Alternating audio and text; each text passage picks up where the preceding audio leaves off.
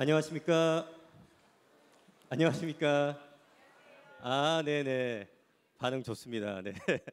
오늘 어제 이 시간에는 젊은이들이 나와서 순서를 가졌었고 패널 토의 순서를 가졌었고 그 젊은이들 순서는 나와 있기만 해도 너무 맑고 깨끗하셔서 다들 기분이 좋아지잖아요. 네, 그래서 너무 좋았고 앞에 순서는 극아이라고 주장하시는 김명현 선생님께서 세상에 저런 아이가 어디 죄송합니다.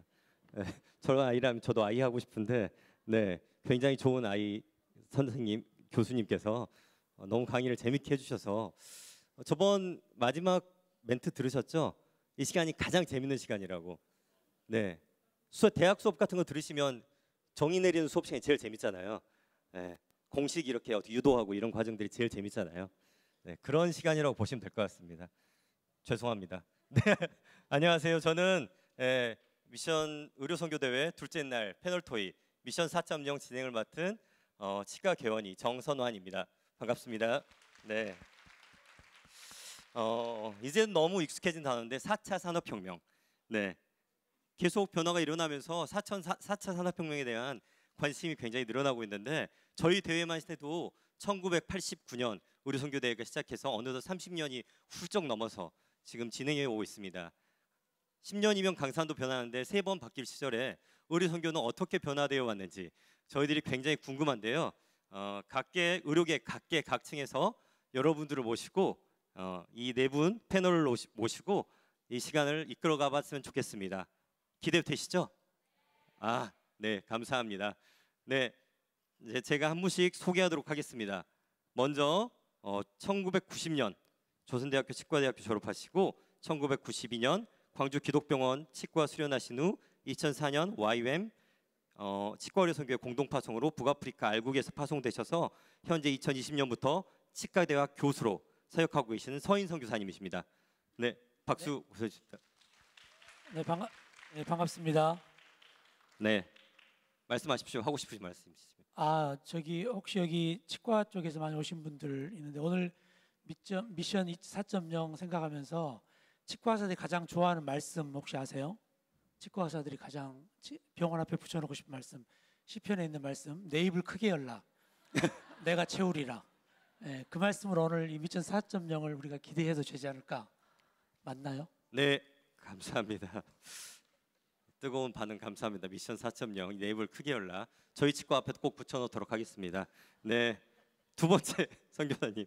네, 두 번째로 몽골 선교사로 사역하시다가 현재 인터서브 부대표로 섬기고 계시고 교회 관계 미션널 아니고 미션 네, 처치 컨설턴트로 주로 사역하고 계시는 송기태 선교사님이십니다. 네, 반갑습니다. 네, 세 번째로 CCC 간사로 26년간 재직하시고 2016년부터 현재까지 CCC 아가페 의료선교부 책임간사로 사역하시는 이승환 간사님이십니다. 반갑습니다. 네, CCC에서 많이 심어놨네요. 네, 감사합니다. 네 번째로 현재 예수병원 정신의학과 3년차이자 PMCI 오목샘 팀장으로 섬기고 계신 40대 젊은 피 네, 박경환 선생님이십니다. 네. 반갑습니다. 혹시 이 네 분의 패널분들과 함께 토의를 이어갈 수 있어서 너무 영광스럽게 생각합니다. 혹시 미션 4.0 아시나요? 미션 1.0 아시는 분? 네, 2.0, 3.0 네, 다 아시잖아요. 네, 바울이 선교한 게 네, 1.0 네, 거짓말이죠 다. 네, 1.0, 2.0, 3.0이 없습니다. 어디인가 있을 겁니다. 아직까지 못 찾았습니다. 4.0은 4차 산업혁명 시대에 맞춰가지고 변화하는 트렌드를 상징적으로 이제 말해주는 게 미션 4.0이라고 할 수 있을 것 같아요. 미션 4.0에 대해서 이야기하기 전에 이 패널분과 저도 앉아서 차분히 토론을 이제 이어가 보도록 하겠습니다. 네. 선교라는 의미가 굉장히 다이나믹하게 여러모로 변해가는 것 같아요. 첫 번째로 우리 과거의 의료 선교는 어땠는지, 선교라는 단어가 나의 것으로 처음 받아들였을 때 어떤 기억이 있으신지 우리 박경환 선생님 나눠줄 수 있으세요? 저는 마음으로 들어온 건 아마 2002년 선교 한국이었던 것 같습니다. 원래 고등학교 때 의류 선교 비전을 받고 의대는 들어갔는데 이게 정말 부르심이 맞나 이런 고민이 있었거든요. 그렇게 참여했던 선교 한국에서 모든 그리스도인이 모든 영역에 제자로서 선교적 부르심 받았다는 것, 그것이 저에게 메시지가 되었던 것 같습니다. 얼마나 그 부르심이 궁금했으면 2002년도에도 대학생이었는데 이제 수련회를 하시는지 좀 비전을 잘 많이 헤매서 개인적으로 간증 듣고 싶으신 분 끝나고 만나시면 되겠습니다. 네, 좀 더 전으로 거슬러 올라가 본다면 저희 서인 선생님 선교는 그 시절에는 어땠는지요? 네, 저는 전주에서 가까운 광주에서 쭉 자랐고요. 광주 그 기독병원인 양림동에서 자랐는데 여러 의료 선교사님들을 사실 보고 자랐습니다. 그래서 한국에 와 있는 그분들을 보면서 다른 언어로, 특별히 영어로 다른 문화 사람들과 이야기하면서 야, 정말 낭만적이겠다. 그런 막연한 동경과 선교사 삶이 낭만적일 거라 생각하는 그런 생각이 있었어요. 대학을 갔는데 친한 친구가 저보고 야, 선교사들은 하나님의 약속이 있어야 된대. 그래서 저는 약속이 없더라고요. 그냥 선교사들이 멋있어 보이기만 하고. 그래서 제가 하나님 기도하기 시작했죠. 하나님, 저기 부르심이 없이는 선교사할 수 없다는 말씀 듣고. 근데 이미 하나님께서 말씀하셨을 때는 말씀을 듣고 나서 너무 늦었어요. 왜냐면 이미 제가 그 일을 하고 있더라고요. 그래서 이미 한번 들으면 끝장입니다. 요나처럼 말씀이 오면 too late. 그래서 듣기 전에 빨리 도망가시든 여기서 지금 나가셔야지, 이미 오늘 말씀이 확 들어오면 늦을 거 살짝 좀 걱정되는 분들 여기 앞에 앉아 계신 분들 우리 조회도 있고요. 네. 그 당시 선교는 굉장히 선교사님들은 리더 같아 보이고 되게 낭만적이어 보이고 굉장히 그 자체로도 굉장히 매력적이었던 것 같습니다. 혹시 선교 혹은 선교사라는 이름 자체에도 이제 변화가 좀 생긴 것 같습니다. CC 간사님이신데 CC는 대학생 선교회라는 이름을 가지고 있잖아요. 대학생 선교회. 죄송합니다. 네. 저희들끼리도 늘 얘기합니다. 생선교회. 네. 그래서 친구들이 이렇게 민족의 심장 예수 시립대 막 하면서 캠퍼스 선교사 정선환입니다. 막 그렇게 하는데 네가 무슨 선교사냐? 내가 맨날 이렇게 보면서 다 선교사라고 주장하면 선교사인지 그 CC에서 한 선교라는 건 도대체 무엇인지 말씀해 주실 수 있을까요? 저희 CC는 물론 이제 선교라는 말은 폭넓게도 얘기할 수 있고 이제 삶으로도 얘기할 수 있지만 CC에서 추구하는 그 선교라는 의미는 이제 두 가지 성경 구절로 요약을 잘 할 수 있을 것 같습니다. 첫째는 이제 마태복음 28장에 예수님께서 저희 모두에게 지상 명령으로 주신 가서 모든 족속으로 제자를 삼으라라는 말씀이고요. 두 번째 말씀은 저희가 그런 것들을 어떻게 제자 삼을까 했을 때 아까 이제 정선한 선생님께서 미션 1.0에서 바울을 언급하셨듯이 바울이 제자 디모데에게 내가 많은 사람들에게 내게 들은 바를 이제 충성된 사람들에게 이제 가르치라고 얘기를 하셨고, 그리고 그러면 그 사람들이 또 다른 사람을 가르칠 수 있으리라라고 말한 디모데후서 2장 2절의 말씀에서 저희 CC는 이제 단순히 복음을 전도해서 예수 믿게 하는 것이 목적이 아니라 그 예수 믿은 사람들을 계속해서 훈련하고 양육해서 그 한 사람 한 사람들이 또 다른 사람들을 이렇게 가르치고 또 제자 삼을 수 있는 그런 영적인 승법 번식을 이루어가는 것이 이제 저희 CC가 추구하는 가장 선교적인 가치를 담은 그런 의미가 있습니다. 네, 그렇다면 전도 육성 파송이란 통전적인 제자화 사역의 선교의 의미를 가지고 있는 거겠군요. 네, 그렇다면 제가 혹시 실례돼서 정확한 정의를 잘 몰라서 실례된 질문일 수도 있는데 송기태 선교사님 같은 경우는 지금 귀국하신 지가 상당히 되셨는데 저희들이 선교사님이라고 부르잖아요. 네, 근데 여전히 선교사라고 부르는 게 가능한 건지, 어떤 이유로 이렇게 우리가 부르게 되는 건지, 우리가 선교사라는 이름 불렀을 때 어떤 분을 선교사님이라고 부를 수 있는지 잠깐 설명해 주실 수 있으실까요? 네, 굉장히 신뢰된 질문이네요. 약속된. 영구 귀국을 하셨기 때문에. 영국 귀국에 이제 다시 못 나가시니. 가슴 죄송합니다. 아픈 얘기를 또 해야 네. 된다니. 네. 뭐 저도 그 몽골에 갈 때는 길게 있을 생각을 하고 갔는데요. 제가 계획했던 것만큼 그렇게 거기서 생활하지 못했고, 근데 몽골에서 생활은 굉장히 재밌었어요. 사역도 재밌었고 여러 가지 재밌었는데 어느 날 선교사님이 제가 뭐 질문도 안 했는데 그런 얘기를 하는 거예요. 제 앞에 나타나서서 선교사님은 자신이 갖고 있는 은사를 다 사용해야지 그 중에서 하나라도 사용하지 않으면 하나님께서 죄 지은 겁니다. 막 이렇게 이야기를 하는데, 그때 제가 이제 현지에서 어떤 사역을 해야 되는지 굉장히 고민하고 있었거든요. 그래서 그 얘기를 듣고 집에 와서 이제 아내하고 이 달란트 비유를 쭉 묵상해 보니까 그게 그 말이 맞아요. 그래서 하나님께서 저에게 주신 달란트와 비전이 어떤 것인가를 쭉 이제 묵상해 보니까 결론이 뭐냐면 동원가예요. 저는 원래 한국에서도 동원 사역을 했었고, 그래서 이 동원 사역할 수 있는 그런 데로 가야 되겠다. 그래서 이제 귀국하게 됐고요. 근데 이제 제가 몰랐던 거는 뭐냐면 사실은 저는 한국에 와서 훨씬 더 몽골인 사역을 많이 하게 됐어요. 어느 날 한 교회에서 연락이 와서 그 몽골 사람들이 모이고 있는데 설교해 줄 수 있냐 그래서 할 수 있다고. 그 당시에는 뭐 한국에서 몽골어로 설교할 수 있는 사람이 별로 없었어요. 한국 사람으로서는. 그래서 제가 희소 가치가 좀 있었고, 근데 뭐 저도 그 잘 몰랐지만 그걸 통해서 디아스포라 사역이라는 걸 알게 됐고, 나중에 또 디아스포라 몽골리안 네트워크라는 단체도 만들게 됐고, 그런 과정을 통해서 저는 어떤 분야에 작게 선교에 대해서 생각했지만 하나님은 제가 알지 못하는 그런 계획을 하고 계셨구나, 그런 것들을 깨닫게 됐고요. 우리가 하나님의 선교에 참여한다고 하는 게 우리 자신들이 하나님께 헌신하는 것도 중요하지만 하나님께서 있으라고 하는 것, 또 시키시는 일들을 하는 것이 굉장히 중요하다라는 생각들을 그때 이제 경험하게 됐고요. 한 가지만 더 코멘트를 하면, 지금 국내에서 사역하는 이제 본부 사역을 하는 분들이 한 540명 정도 된다고 하는데, 한국 선교가 발전하기 위해서는 본부 사역자들이 더 많이 개발돼야 될 것 같아요. 그래서 여러분들 가운데 혹시 그런 행정이나 이런 부분에 은사가 있는 분들은 그런 사역에 지원해 주셔서 좋지 않을까, 그런 생각이 듭니다.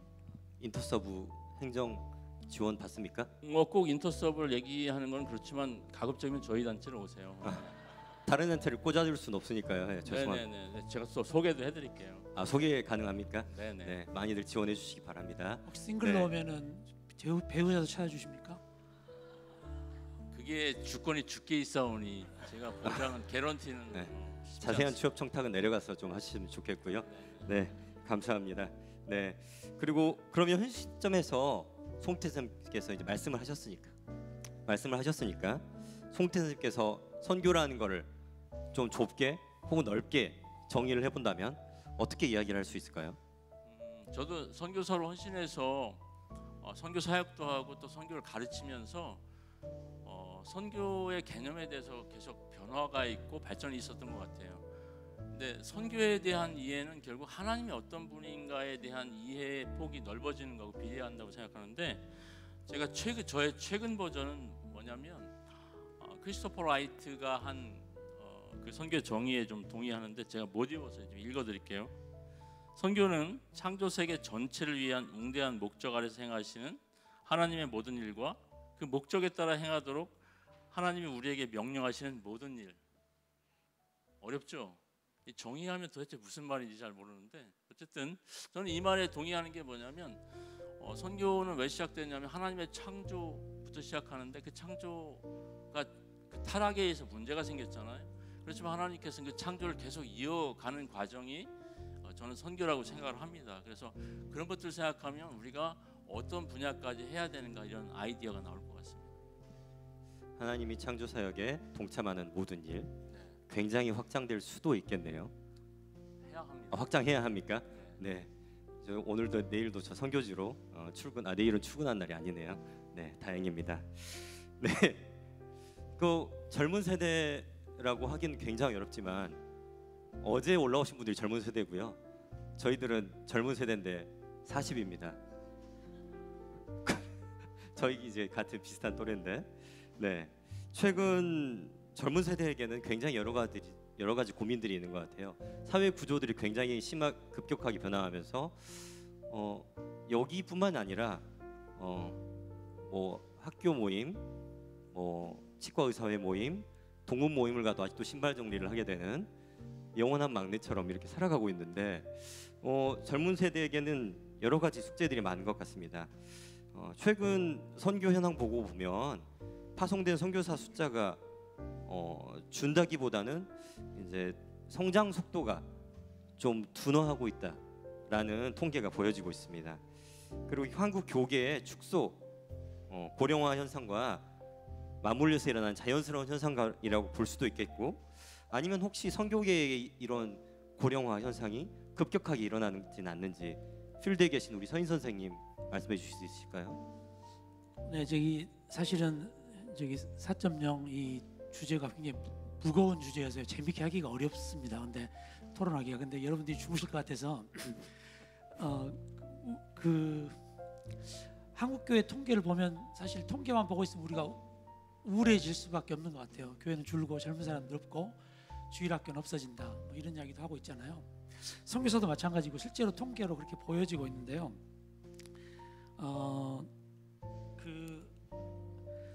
저는 지금 한국 교회에게 닥친 그 도전과 질문이 저희가 80년대, 70년대 겪었던 질문과 다른 것 같아요.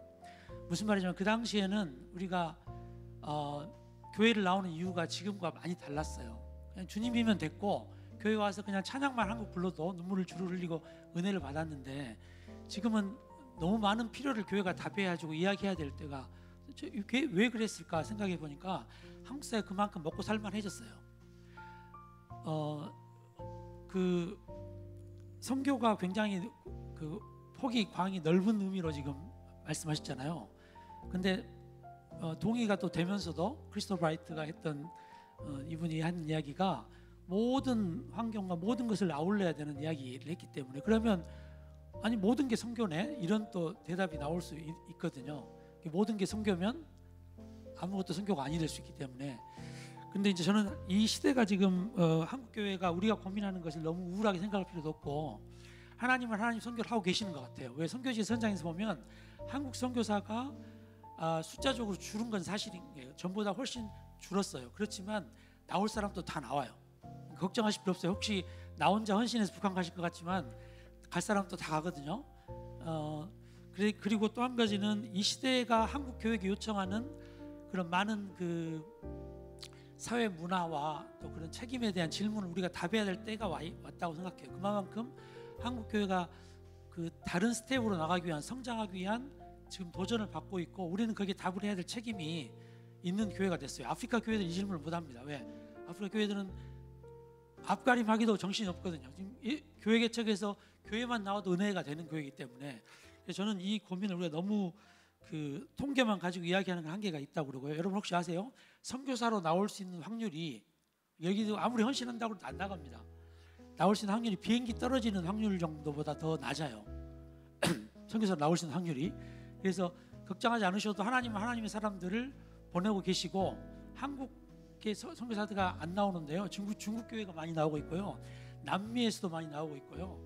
그 반대되는 통계도 또 있는데 중동 북아프리카와 무슬림권의 사람들이 안 갔잖아요. 퍼센트가 1%도 안 됐어요. 전체 선교사의 퍼센트에. 근데 지금 그게 제가 뭐 정확한 그 숫자는 기억 안 나지만 그게 7%가 8% 10%까지 늘었다고 그래요. 그래서 저는 그 지금 이 시대에 우리가 고령화에 따라서 한국 교회가 느끼고 있는 선교의 약간 우리가 선교 하나님의 나라가 우리가 하나님의 하나님 이 싸움이 선교의 이 저니가 그 여행이 조금 디클라인 되고 줄어들고 있고 어렵지 않나 이렇게 생각할 수 있겠지만 그럼에도 불구하고 한국 교회에 이 시대에 하시는 말씀이 있고 또 그 일들을 지금 하나님 하고 계시다 생각이 들었어요. 종교개혁 시대에 한 가지 말씀드리면 종교개혁 시대를 깔벤과 마틴 루터가 했던 1500년 종교시대 시대에 270년 동안 기독교는 선교 안 했습니다. 왜? 종교를 개혁해야 됐기 때문에 많은 질문에 교회는 답을 하고 그 도시를 바꾸고 하나님 나라에 대한 고민을 했던 시대가 있었어요. 그러고 나서 다시 또 윌럼 캐리가 이야기하는 270년 동안의 교회는 저는 선교를 준비했던 것 같고 우리는 그 현대 선교를 시작한 윌럼 캐리를 이어서 지금 이 시대를 하고 있는데 한 가지 중요한 이 4.0이기 때문에 저는 변화를 말씀드리고 싶은 것은 앞으로 우리 다음 세대의 선교는 아마도 지금 우리가 생각하는 저 같은 소위 말하는 직업 선교사, 치과를 뭐 포기하고 선교지 나가는 치과를 계속 하고 있지만 지금도 그런 선교사들은 아마 줄 것 같고, 왜냐하면 선교사를 비자를 주는 나라 거의 없으니까요. 저희 모로코 같은 데도 이미 그런 선교사들이 와 있어요. 그 20대 초반의 친구들인데 그냥 와서 한국 식당을 열었는데 여기 대박이 나가지고 벌써 5호점을 차렸어요. 네. 근데 그 사람들은 파송 교회도 없어요. 근데 선교사예요. 100% 제가 보기엔 100% 선교사예요. 복음 전하고 있고요. 제자하고 교회, 지하교회 같이 연결해서 돕고 있어요. 아랍어 배워서 아랍어 하고 있고요. 그런 거 보면서 아마 다음 세대 선교는 우리가 생각하는 선교보다 훨씬 더 다른 그런 어떤 4.0이라고 하는 혁명이 일어나지 않을까. 굉장히 기대가 되면서 또 저희 같은 사람들은 이 다른 좀 세대로 쫓겨날 것 같은 다음 세대를 환영하기 위해서는 그 지금 전 세대 옷을 좀 벗어야 되는 어떤 그때 와 있지 않은가 하는 이런 생각을 해봅니다. 전진하고 멈춰서 고민하는 것도 모두 선교이고, 직업적 소명을 가지고 각자의 모양으로 살아가는 여러 가지 모양이 또 선교라고 할 수 있겠네요. 여기 두 번째 따님은 북한 가기 전까지 모로코 대박 식당에 가서 좀 배우시기를 바랍니다. K푸드가 지금 대박을 치고 있으니까요. 네.